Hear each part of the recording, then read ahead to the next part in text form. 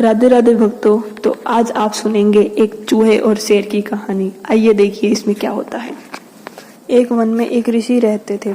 उनके डेरे पर बहुत दिनों से एक चूहा भी रहने आ गया था।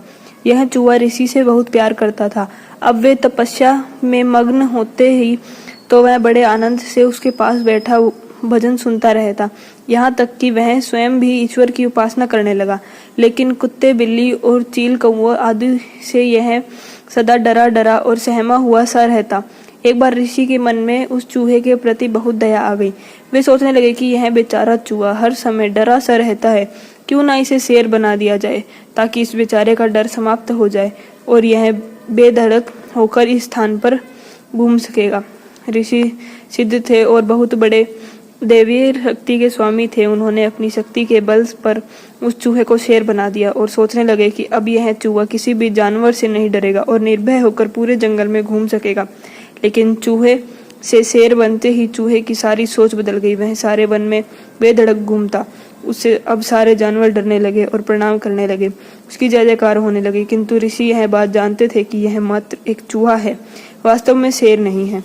अतः ऋषि उसे चूहा समझकर ही व्यवहार करते थे। यह बात चूहे को पसंद नहीं आई कि कोई भी उसे चूहा समझकर ही व्यवहार करे। वह सोचने लगा कि ऐसे में तो दूसरे जानवरों पर भी बुरा असर पड़ेगा। लोग उसका जितना मान करते हैं उससे अधिक घृणा और अनादर करना आरंभ कर देंगे। अतः चूहे ने सोचा कि क्यों ना मैं इस ऋषि को ही मार डालूं, फिर ना रहेगा बांस ना बजेगी बांसुरी। यही सोचकर वह ऋषि को मारने के लिए चल पड़ा। ऋषि ने जैसे ही क्रोध से भरे शेर को अपनी ओर आते देखा तो वह उसके मन की बात समझ गए। उनको शेर पर बड़ा क्रोध आया। अतः उसका घमंड तोड़ने के लिए ऋषि ने अपनी दैवीय शक्ति से उसे एक बार फिर से चूहा बना दिया। शिक्षा। दोस्तों, हमें कभी भी अपने हितैषी का अहित नहीं करना चाहिए, चाहे हम कितने भी बलशाली क्यों न हो जाए। हमें उन लोगों को हमेशा याद रखना चाहिए जिन्होंने हमारे बुरे वक्त में हमारा साथ दिया हो। इसके अलावा हमें अपने बीते वक्त को भी नहीं भूलना चाहिए। चूहा यदि अपना असलियत याद रखता तो उसे फिर से चूहा नहीं बनना पड़ता। जय श्री कृष्ण।